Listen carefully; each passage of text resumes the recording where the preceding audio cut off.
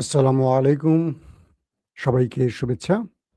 দেখছেন open Das YouTube channel এবং মাসুম মাহবুব Facebook page. প্রিয় দর্শক, বেশ কিছু ব্রেকিং খবর আছে আজকে। আমি আজকের শিরোনাম দুবার পরিবর্তন করেছি, দুবার। তার প্রধান কারণ, আমার খবর দেওয়ার পরিকল্পনা ছিল যেটা, হঠাৎ করে চলে আসছে সামনে আরেকটি ঘটনা। ইরানের মধ্যে ইসরায়েলে আক্রমণের পরিকল্পনা শুরু হয়েছে। যেকোনো সময় ইরান আক্রমণ করতে যাচ্ছে ইসরায়েলের ভেতরে। কেন আক্রমণ করতে যাচ্ছে, কি পরিস্থিতি তৈরি হয়েছে সেই খবর জানাবো। পাশাপাশি ডোনাল্ড ট্রাম্প ইরানকে নিয়ে আরেকটা খেলা শুরু করেছে। আর তার নাম হলো মুস্তফা খামেনি। ডোনাল্ড ট্রাম্প এবং নেতানিয়াহু মুস্তফা খামেনিকে খুঁজছে। আজকে যারা থাম্বনেল দেখেছেন তারা বুঝতে পেরেছেন। এই প্রসঙ্গগুলোর সঙ্গে, সঙ্গে আরো অনেকগুলো আন্তর্জাতিক খবর থাকবে। প্রথম ইরানের খবর দিয়ে শুরু করে চলে যাচ্ছি মূল খবরে। লেবাননের বৈরুতে ব্যাপক অ্যাটাক করেছে আ নেতা সাহেবের দেশটি। আপনারা জানেন যে সেখানে ব্যাপক অ্যাটাকের পর বেশ কজন শাহাদাত বরণ করেছে এবং এই হামলাকে ট্রাম্প বলছেন, আল জাজিরার মতে, এই হামলা হওয়া উচিত ছিল না। কে বলছে? Donald Trump. এবং দুঃখজনক ব্যাপার হলো যে যখন ইরান এবং আমেরিকা একটা যুদ্ধবিরতির দিকে এগুচ্ছে, ঠিক সেই সময়টা পরিকল্পিত এই আক্রমণটি ইসরায়েল করেছে বলে ইরান দাবি করছে। এবং ট্রাম্প বলছে যে বিশেষ দিনে চুক্তি স্বাক্ষরিত হতে পারে, সেই দিন ইসরায়েল বা হিজবুল্লাহর পক্ষ থেকে আর কোনো হামলা হওয়া উচিত ছিল না। আজকের দিনটিকে নিয়ে সে বলছেন। তার ট্রুথ সোশ্যালে দেয়া ট্রাম্প বলছেন, বৈরুতের উপর ইসরায়েলি হামলা হওয়া উচিত হয়নি, বিশেষ করে এমন একটি বিশেষ দিনে যখন আমরা ইরানের সঙ্গে একটি শান্তি চুক্তির এত কাছাকাছি রয়েছি। দর্শক, পাশাপাশি তিনি বলছেন, আমরা এমন একটি চুক্তির খুব কাছাকাছি আছি যা লেবানন সহ এই অঞ্চলে শান্তি আনবে এবং সব পক্ষরই সরে আসা উচিত, ট্রাম্প বলছেন আর কি। তিনি বলেন, লেবাননের কোথাও ইসরায়েলের পক্ষ থেকে আর কোনো হামলা হওয়া উচিত নয়, কিন্তু হিজবুল্লাহ সহ অন্য কোনো পক্ষ থেকেও ইসরায়েলের বিরুদ্ধে আর কোনো হামলা হওয়া উচিত নয়। এবং ট্রাম্প আরো বলেন, এটা এক দীর্ঘ ও সুন্দর শান্তির সূচনা হতে পারে। চলো আমরা এটা নষ্ট না করি। আহা! সুন্দর কথা বলেছেন। ইরানের শীর্ষ আলোচক ও সংসদ স্পিকার মোহাম্মদ বাগের গালিভভ ট্রাম্পের এই বক্তব্যের কিছুক্ষণ পরেই একটি বিবৃতি দেন। সেখানে তিনি বলেন, ইসরায়েলের হামলা আবারও যুক্তরাষ্ট্রের আস্থাকে প্রশ্নের মুখে ফেলেছে। ইরান একদম সাফ খুলে দিয়েছে তার নিংটু। ইরানের পারমাণবিক কর্মসূচি নিয়ে চলমান পরোক্ষ আলোচনার মধ্যেই যুক্তরাষ্ট্র ও ইসরায়েল দুইবার ইরানের বিরুদ্ধে হামলা চালিয়েছে, যার ফলে ২০২৫ সালের ১২ দিনের যুদ্ধ এবং ২৮ ফেব্রুয়ারি বর্তমান এই যুদ্ধটি শুরু হয়। এক্সের একটি পোস্টে গালিভাফ আরো বলেন, যুক্তরাষ্ট্রের হয় তার প্রতিশ্রুতি পূরণের সদিচ্ছা নেই, অথবা তা করার সক্ষমতা নেই। সক্ষমতা নেই কেন বলছি বুঝতে পারছেন তো? অর্থাৎ ইসরায়েলকে কন্ট্রোল করার তার ক্ষমতা নেই। ইসরায়েল মানে কুকুর লেজ নাড়ে নাকি লেজ কুকুরকে নাড়ে, এই প্রশ্নটি তিনি তুলে দিয়েছেন।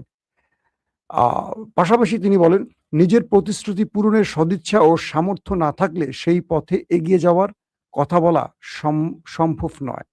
অর্থাৎ তার যদি এই যুদ্ধ বন্ধের বা শান্তি চুক্তির ব্যাপারে কিছু করার ক্ষমতা না থাকে বা ইসরায়েলকে থামানোর ক্ষমতা না থাকে, তার সেই পথে হাঁটা উচিত না। মানে তাকে একটা গর্দভ হিসাবে প্রমাণ করছেন গালিবাফ।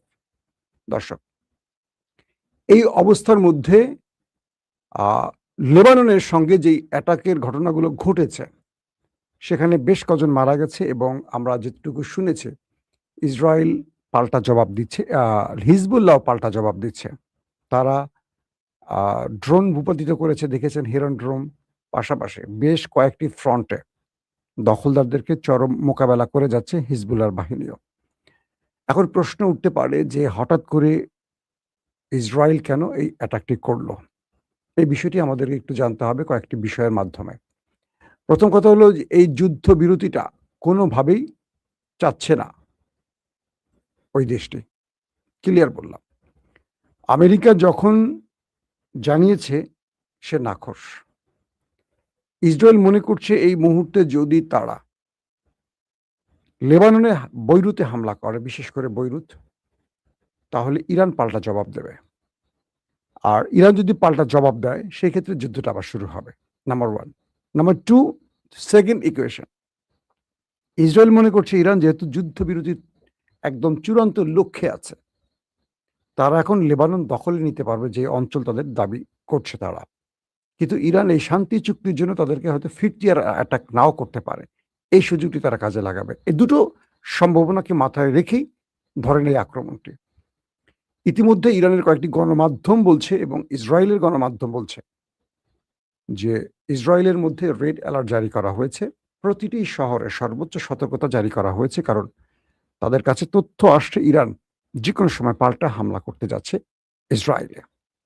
আবারও বলছি, লেবাননে ইসরায়েলের এই ভয়ঙ্কর হামলার বিপরীতে ইরান যে কোনো সময় ইসরায়েলে হামলা করবে। ইসরায়েলের একটি গণমাধ্যম বলছে ইরান হামলার প্রস্তুতি নিচ্ছে, মানে ইরান তার মিসাইল রেডি করছে অ্যাটাকের জন্য। এই বিষয়টি ইসরায়েলের গণমাধ্যম বলছে। ইরানের গণমাধ্যম বলছে ইসরায়েল তার প্রতিশ্রুতি রক্ষা করেনি এবং ট্রাম্প তার প্রতিশ্রুতি রক্ষা করেনি। এখন ইরান ওই দেশটিতে, নেতা সাহেবের দেশটিতে অ্যাটাক করবে, তার সমস্ত প্রস্তুতি সম্পন্ন হয়েছে। এখন যে কোনো সময় অ্যাটাক শুরু হবে। ট্রাম্পের বক্তব্যের কোনো গুরুত্ব দিচ্ছে না এই মুহূর্তে তারা, কারণ ট্রাম্প সাহেব ইসরায়েলকে কন্ট্রোল করতে পারছেন না। লেজ কুকুরকে নাড়ছে, এখন কুকুর লেজকে নাড়ছে না। ট্রাম্প বলছেন এটা উচিত না, কিন্তু ট্রাম্প ইসরায়েলকে যখন ইরান মারবে তাহলে ট্রাম্প আবার তাকে রক্ষা করতে আসে কেন? এখন যদি ইরান ওই দেশটিতে অ্যাটাক করে, তার বৈধ লক্ষ্য, মানে বৈধ লক্ষ্য হয় কিনা? কারণ ইরান এই প্রতিশ্রুতি দিয়েছে লেবাননে ফিরতি অ্যাটাক হলে তারাও অ্যাটাক করবে। সেই প্রতিশ্রুতিতে ইসরায়েলে হামলা ইরান বন্ধ করেছে। যেই মাঝখানে যে ইরান একদিন পাল্টা অ্যাটাক হলো ইরান ইসরায়েলের, সেই দিন কিন্তু ট্রাম্প এই প্রতিশ্রুতিটা ইরানকে দিয়েছিল। আবার যেহেতু অ্যাটাক হয়েছে, সেহেতু ইরান এখন অ্যাটাক করতে যাচ্ছে। আমি আপনাদের লাইভের মধ্যে বারবার চেক করতেছি যে কি ঘটছে, মানে অ্যাটাক হচ্ছে কিনা। ইরানের পক্ষ থেকে বলা হচ্ছে যে কোনো সময় অ্যাটাকটা হবে, ইরান সেই প্রস্তুতি নিয়ে রেখেছে। Trump calls to stand down in Lebanon is Israel deal so close. আচ্ছা, তো এখন এই পরিস্থিতির মধ্যে ট্রাম্প সাহেব কোনোভাবেই মানাতে পারছেন না। আবারও ট্রাম্প বলছেন যে ইরান চুক্তির খুব কাছাকাছি আমরা আছি, লেবাননের সব পক্ষের সরে দাঁড়ানো উচিত। আবারও তিনি নতুন পোস্ট করেছেন, আবারও আহ্বান জানিয়েছেন। আর তার কথা আর কে শুনছেন এখন? অর্থাৎ ইসরায়েল অ্যাটাক করছে, লেবানন পাল্টা জবাব দিচ্ছে। এর মধ্যেই আছে এখন খেলাটা। দর্শক, আমরা যে কোনো সময় অ্যাটাকটা হলে আমরা জানাবো, কারণ ইরান আজকে রাতে আবারও আমাদের নেতা কাকুর বাড়িতে আলু পটল মারার পরিকল্পনা করেছে। আসেন আমরা চলে যাচ্ছি আমাদের একটা গুরুত্বপূর্ণ খবরে। ও আচ্ছা, আরেকটি খবর মিস করে যায়, সেটা হলো আজকে নেতা সাহেবের দেশটি গাজাতেও অনেক অ্যাটাক করেছে। এখন পর্যন্ত প্রায় ৫ থেকে ৬ জন নিহতের খবর পাওয়া গেছে। এর আগে আমরা ৪ জনের সংখ্যা দেখেছি, ২ জন গুরুতর আহত আছে। কিছু মাধ্যম বলছে তারা মারা গেছে, কিছু মাধ্যম বলছে এখনো তারা গুরুতর আহত আছে। গাজায় আক্রমণ কেন? এই ফ্রন্টে গাজা কি করছে এখন, বা গাজাকে কেন অ্যাটাক করছে? এর উত্তর আসলে কেউ দিচ্ছে না, বা কেউ নিচ্ছে না, বা কেউ নিতে পারছে না, বা কারো সে সক্ষমতা নেই। লেবাননে তো মারছে, সঙ্গে গাজাতেও মারছে ওরা নিরীহ মানুষগুলোকে। দর্শক, আজকের সবচেয়ে গুরুত্বপূর্ণ আরেকটি খবর হলো, যখন ইরান এবং আমেরিকা যুদ্ধবিরতির একদম চূড়ান্ত লক্ষ্যে, পাকিস্তানের সেনা কি বলে প্রাইম মিনিস্টার শাহবাজ শরীফ বলেছেন ২৪ ঘন্টার মধ্যে হবে। কিন্তু ইরান ২৪ ঘন্টার মধ্যে এই ডিল সাইন করতে রাজি হয়নি। কারণ ইরানের মধ্যে বিক্ষোভ হয়েছে। তারা মনে করছে যে এখনই এটি করা উচিত নয়, আরো কিছু দর কষাকষি করা উচিত। আরো কিছু আবদার আছে যেগুলো ট্রাম্প রক্ষা করেনি। সেই বিষয়গুলোকে চূড়ান্ত করতে বলছে। তো এখন এই পরিস্থিতিতে যে বিষয়টি তৈরি হয়েছে সেটা হলো, ট্রাম্প হুমকি দিয়েছিল, আজকে আমার সন্ধ্যায় যে লাইভটি করেছি আপনারা দেখেছেন, যে যদি এই যুদ্ধবিরতিতে বা এই শান্তি চুক্তিতে ইরান সিগনেচার না করে, তাহলে ট্রাম্প বলছেন তারা সরাসরি নিউক্লিয়ার অ্যাটাকে যেতে পারে। তবে তিনি এই শব্দটা বলেননি নিউক্লিয়ার অ্যাটাক। তিনি বলছেন এটি হবে শেষ সুযোগ ইরানের জন্য, আখেরি সুযোগ।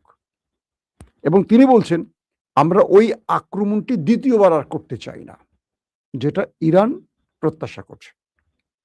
মানিটা হলো কি, দ্বিতীয় আক্রমণ করতে চায় না, ওই আক্রমণটা দ্বিতীয়বার করতে চায় না। তার মানে জাপানের হিরোশিমা নাগাসাকিতে আমেরিকা যে নিউক্লিয়ার অ্যাটাক করেছিল এরপর আর কোনো নিউক্লিয়ার অ্যাটাকের ঘটনা ঘটেনি আমেরিকার পক্ষ থেকে। তো সেটাকে ইঙ্গিত করছে যে দ্বিতীয়বার এই আক্রমণটি তিনি করতে চান না, কিন্তু ইরান বাধ্য করলে করবেন। মানে ইরানের নিউক্লিয়ার হামলার হুমকি দিয়েছে ট্রাম্প যদি এই ডিল সাইন না করে। তো এখন ট্রাম্প ইরানকে আরেকটি চালে ফেলে দিয়েছে। ইরান তো অনেকগুলো চাল দেয়, এবার ট্রাম্প ইরানকে আরেকটি চালে ফেলে দিয়েছে। ট্রাম্প বলছেন যে আমাদের এই চুক্তিটি সাইন করতে হবে মুস্তফা খামেনি, সৈয়দ মুস্তফা খামেনিকে, আলী খামেনির নিহত বা শাহাদাত বরণকারী আলী খামেনির ছেলে, আয়াতুল্লাহ আলী খামেনির ছেলে মুস্তফা খামেনিকে। প্রশ্ন উঠতে পারে যে ট্রাম্প মুস্তফা খামেনিকে এই শান্তি চুক্তির পেপারে সাইন করতে বলছেন কেন? বুঝতে পারছেন? আসেন, বিশ্লেষণগুলো আসছে কিরকম, এই খবরটি এখনো পাননি, আপনারা হয়তো পরবর্তী পাবেন, কোনো মিডিয়াতেই পাননি এই খবরটি, কালকে পাবেন, আজকে রাতে না পেলে কালকে পেয়ে যাবেন। মূলত ইসরায়েল এবং আমেরিকা গত 100 দিন ধরে বা 110 দিনের মতো প্রায় হয়ে গেল, 28 ফেব্রুয়ারি থেকে শুরু করে মুস্তফা খামেনির সন্ধান খুঁজছে। আইআরজিসির বর্তমান যারা কোর কমান্ডার বলবো বা যারা আইআরজিসির এখন মূল যোদ্ধা বা যারা যুদ্ধের পরিকল্পক নেপথ্যে বসে আছে তাদেরকে খুঁজছে। পাশাপাশি ইরানের ইব্রাহিম, তাই না নামটা ভুল করলাম কিনা, যিনি সামরিক মুখপাত্র, আপনারা দেখেন তাকে প্রায়, সে আর উর্দুতে নয় ফার্সিতে কি বলে, ফার্সিতে বলে, তাকেও খুঁজছে। তো মূল টার্গেট ইসরায়েল এবং আমেরিকার মুস্তফা খামেনি। তারা মনে করছে যে মুস্তফাকে যদি তারা হত্যা করতে পারে খেলা শেষ, কারণ পুরো ইরান তখন রেজিম চেঞ্জ ঘটে যাবে। আলী খামেনির পর মুস্তফা খামেনির এত প্রভাব ছিল আইআরজিসি, সামরিক বাহিনী বা রাষ্ট্রীয় ডিপ স্টেটে, যে আমেরিকা এবং ইসরায়েল সম্মিলিত চেষ্টা করে দেশটির ভেতরে থাকা বিশ্বাসঘাতকরা চেষ্টা করেও ইরানের জনগণকে রাজপথে নামাতে পারেনি। তাই ট্রাম্প বলছেন, শর্ত দিয়ে দিয়েছেন যে আমাদের এই শান্তি চুক্তির পেপারে এক পক্ষে ডোনাল্ড ট্রাম্প সাইন করবেন, আরেক পক্ষে ইরানের সাইন করবে মুস্তফা খামেনি। মূলত তার ট্র্যাকটা হলো যে এই কাগজটি যখন ইরানে পৌঁছবে তখন আমেরিকা এবং ইসরায়েলের মোসাদ এবং সিয়ের এজেন্টগুলো পুরো অ্যাক্টিভ হয়ে যাবে যে মুস্তফা খামেনি কোথায় আছে। এই কাগজটি নিয়ে যাবে কে? প্রেসিডেন্ট মাসুদ পেজিশকিয়ান, পররাষ্ট্রমন্ত্রী আব্বাস আরাকচি, স্পিকার গালিভফ, কে নিয়ে যাবে? যিনি নেবেন তাকে ট্র্যাক করা হবে। এই পেপারটির মধ্যে আমরা যেমন টাকার মধ্যে কিন্তু চিফ ঢুকানো থাকে, বা টাকার মধ্যে দেখবেন একটা খুব সাংকেতিক জিনিস থাকে। বলা হচ্ছে যে ইসরায়েল আমেরিকা, আমি কিন্তু এগুলো সম্ভাব্য খবর বলছি কারণ এগুলো বিভিন্ন বিশ্লেষণে উঠে আসছে, চূড়ান্ত নয়, মানে একটু প্রযুক্তি নিয়ে যাদের জানাশোনা আছে তারা এগুলো বিশ্লেষণ করছেন। বলছেন যে এমন একটি পেপার তৈরি করতে পারে আমেরিকা বা ইসরায়েল, একটা সাদা কাগজ কিন্তু ভেতরে একটা খুব হিডেন চিপ থাকবে। এই কাগজটি যেখানে মুভ করবে বা এই ট্রাম্প যখন সিগনেচার করে এটি পাঠাবে, এই কাগজটি ইরানে আসার পর এটি যখন মুস্তফা খামেনির কাছে নেওয়া হবে অটোমেটিক তার জায়গাটা শনাক্ত হবে কোথায় তিনি আছেন। অথবা এই কাগজটির মধ্যে এমন কিছু একটা করা হবে যেটার মাধ্যমে মুস্তফা খামেনির অবস্থান নির্ণয় করে ফেলবেন, এই একটি ব্যাপার। 2 নম্বর, যে ব্যক্তি এই কাগজটি নিয়ে যাবেন মুস্তফা খামেনির কাছে তাকে ট্র্যাক করা হবে। সম্ভাব্য এইরকম অনেকগুলো পরিকল্পনা নিয়ে ট্রাম্প এই প্রস্তাবটি দিয়েছেন যে কাগজটিতে মুস্তফা খামেনিকে সিগনেচার করতে হবে। এই ব্যাপারে ইরান কিছু বলেনি। মুস্তফা খামেনি কোথায় আছেন, কেমন আছেন, কি করছেন, ইরানের খুব কম লোক জানে। আইআরজিসির গুরুত্বপূর্ণ কয়েকজন ব্যক্তি জানেন, যারা যুদ্ধের মূল পরিকল্পক, একজন নয়, ধরেন 5 জন, কারণ এই 5 জনের একজন মরলে 4 জন, 4 জন একজন মরলে 3 জন, তারপর আবার নতুন করে এই পদগুলোতে লোক বসাবে মুস্তফা খামেনি। মুস্তফা খামেনি যে জায়গাটিতে আছেন কোনো ডিভাইস নেই, ফোন নেই, নেটওয়ার্ক নেই, স্রেফ কলম আর কাগজের উপর নির্ভর করে আছেন, এটা বিভিন্ন সূত্র বলছে। কারণ এই পৃথিবীতে আমেরিকা এবং ইসরায়েলের চোখ ফাঁকি দিয়ে একমাত্র ফেরেশতারাই চলতে পারে, জিনভূত ধরা পড়ে যায় তাদের কাছে। তার মানে ফেরেশতাদেরকে ইসরায়েল আমিরকে শনাক্ত করতে পারে না। আমি মজা করে বললাম আর। ওরা পৃথিবীতে প্রযুক্তিতে এত উন্নত হয়েছে। ধরেন লেবাননের হিজবুল্লাহ যখন যুদ্ধ চলছিল ফিলিস্তিনের সাথে, ওরা কিছু ডিভাইস কিনেছিল। মনে আছে? যেগুলো যারা মানে যাতে ইসরায়েল ওদেরকে ধরতে না পারে, যেন ফোন-টোন ব্যবহার না করে ওরা মেবি তাইওয়ান বা কোনো একটি দেশ থেকে, যদি ভুল না করি তথ্যটা, এরকম একটি দেশ থেকে তারা কিছু ডিভাইস এনেছিল। এটা ওই ওয়্যারলেসের মতো কথা বলার জন্য। ইসরায়েল কি করেছে জানেন? ওই জাহাজটিকে পথে একটা জায়গায় ব্রেক করে, মানে ওই জাহাজটি কোনো একটি জায়গায় দাঁড়িয়েছে, সেখানে প্রত্যেকটা ওই কি বলবো, মানে কমিউনিকেশন সিস্টেমের মধ্যে একটা ব্যাটারি ঢুকিয়ে দিয়েছে ইসরায়েল। এই ব্যাটারির মাধ্যমেই মানে যখন চেয়েছে ইসরায়েল সেটাকে তারা ক্যাপচার করছে। কিভাবে? যখন যুদ্ধ চলছিল হিজবুল্লাহর সাথে ইসরায়েলের, হঠাৎ করে একযোগে বেশ কিছু ডিভাইস বিস্ফোরণ হয়। প্রচুর হিজবুল্লাহ শাহাদাত বরণ করেন, পঙ্গু হয়ে যান। যাদের যেখানে ছিল সেখান থেকে উড়ে যায়। শরীরের এই জিনিসটা ওয়্যারলেসের মতো একটা জায়গায় রাখা লাগে। আমরা যেমন ফোন পকেটে রাখি এরকম রাখা যায়। ওরা মোবাইল ইউজ করতো না, কোনো কিছু ইউজ করতো না হিজবুল্লাহ। কারণ এগুলোর মাধ্যমে ওদেরকে শনাক্ত করে ফেলত। তো যেই দেশ থেকে ওই ডিভাইস বানিয়ে এনেছে সেই দেশে গিয়ে ইসরায়েলের মোসাদ ওই ডিভাইসের মধ্যে ব্যাটারি ঢুকিয়ে দিয়ে আসতো। ব্যাটারিগুলো ওরা ইসরায়েল থেকে সুইচ টিপ দিয়ে ব্লাস্ট করা দিচ্ছে। চিন্তা করেন প্রযুক্তি কোথায়। তারপর হাসান নাসরুল্লাহ, তার অবস্থান নির্ণয় করা খুবই কঠিন ছিল, তাকেও মেরে ফেলছে। অর্থাৎ গুপ্ত হত্যায় ওরা এত দূর চলে গেছে, যে কোনো মানুষকে চাইলে ওরা মারতে পারে। আয়াতুল্লাহ আলী খামেনিকে মেরে ফেলছে, আর পুরো পরিবারকে মেরে ফেলছে। যে জন্য ইরান মুস্তফা খামেনিকে সর্বোচ্চ নিরাপত্তায় রেখেছেন এবং তার সাথে খুব কম লোক দেখা করতে পারে, খুব কম। যাদেরকে নিয়ে যাওয়া হয় বলা হচ্ছে তাদের চোখ বেঁধে নিয়ে যাওয়া হয়। ধরেন 70 কিলোমিটার দূরে তার চোখটা বাঁধা হচ্ছে, 70 কিলোমিটার দূরে। বিভিন্ন গাড়ি চেঞ্জ করা হচ্ছে। একদম মুস্তফা খামেনির খুব স্পেশাল কিছু লোক থাকে, তাদেরকে এই কাজগুলি তারা করেন, একদম স্পেশাল। 70 কিলোমিটার দূর থেকে চোখ বেঁধে তাদেরকে নিয়ে যাচ্ছে। ধরেন প্রেসিডেন্টেরই চোখ বেঁধে নিয়ে যাওয়া হচ্ছে, প্রেসিডেন্টকে, পররাষ্ট্রমন্ত্রীকে ধরেন চোখ বেঁধে নিয়ে যাওয়া হচ্ছে। তারপরে তারা দেখতেছেন একটা মাটির নিচে ঘরের মধ্যে বসে আছে মুস্তফা খামেনি, খুরমা খেজুর খাচ্ছেন ধরেন, সাপোজ। তো এই অবস্থায় আমেরিকা এবং ইসরায়েল কোনোভাবেই তাকে শনাক্ত করতে পারছিল না এই 100 দিন লড়াইতে। তাদের টার্গেট ছিল তাকে যে কোনোভাবে মেরে ফেলার, কিন্তু তারা কোনোভাবেই পারছিল না। যে কারণে তারা মুস্তফা খামেনিকে বারবারই তাকে নিয়ে গুজব ছড়াচ্ছিল, মুস্তফা খামেনি মারা গেছেন, কখনো বলছে তাদের অঙ্গহানি হয়েছে, আবার ট্রাম্প বলছেন আমার খুব খায়েশ, খুব শখ মুস্তফার সাথে দেখা করার। এবং মুস্তফাকে নিয়ে পশ্চিমা গণমাধ্যম বারবার সংবাদ দিয়েছে যাতে করে ইরান তার কোনো একটি বক্তব্য প্রচার করে, অডিও প্রচার করে, কিন্তু করেনি ইরান।